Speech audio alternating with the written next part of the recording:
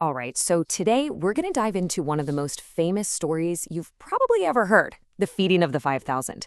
But here's the thing. What if the main point isn't just about the miraculous multiplication of food? What if it's really a deep, profound lesson on how our greatest opportunities are actually hidden inside our biggest problems? Let's unpack that.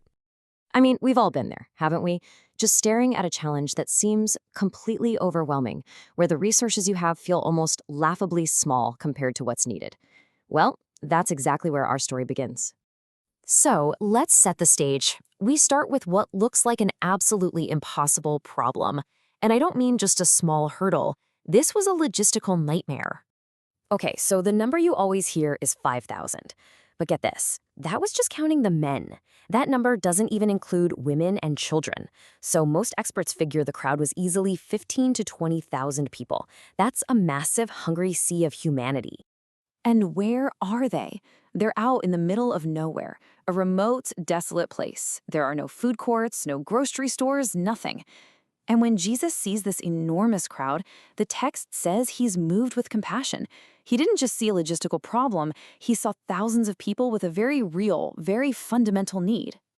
And this is where the story takes a really fascinating turn. Because faced with this impossible situation, Jesus gives his disciples a puzzling, almost baffling command.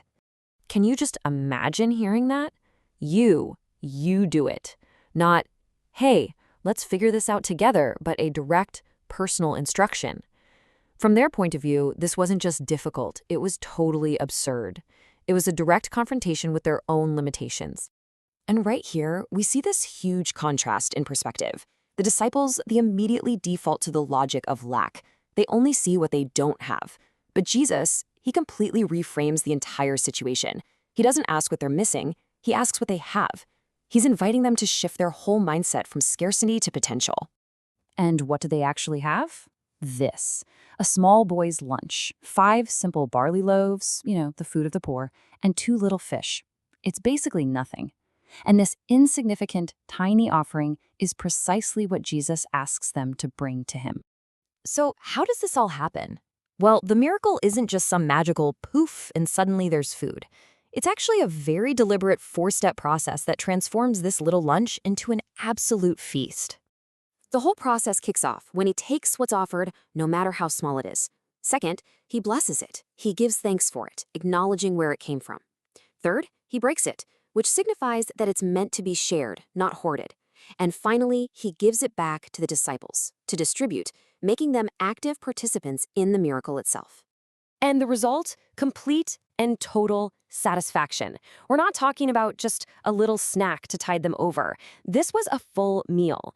Every single person in that massive crowd ate until they were completely full. The need wasn't just met, it was totally overcome. And the sheer scale of the miracle really hits home when they collect the leftovers. We're not talking about a few crumbs here. They gathered 12 full baskets. So the outcome wasn't just enough. It was overflowing, almost ridiculous abundance. So what is the point of all this? This brings us to the real heart of the lesson, what we can call the logic of abundance. The source material we're looking at just puts it perfectly. It titles this whole lesson, Grace That Begins from Scarcity. That one phrase, it unlocks the entire meaning of the story. So here's the crucial point.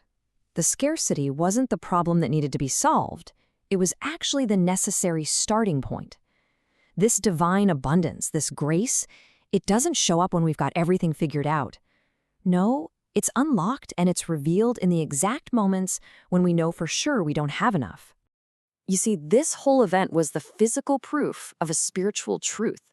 The miracle wasn't just about the food. It was about shifting the disciples' perspective from we don't have enough to what we have is the seed of more than enough. It was a lesson in a totally different kind of economy, one that operates on faith, not just on the facts in front of you. And that leads us to the final critical question. Because this story isn't just about something that happened thousands of years ago.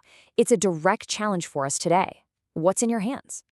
At its core, this whole scenario was a test. It was an exercise designed to answer one simple question. When you're faced with an overwhelming need and you have next to nothing, what's your first move?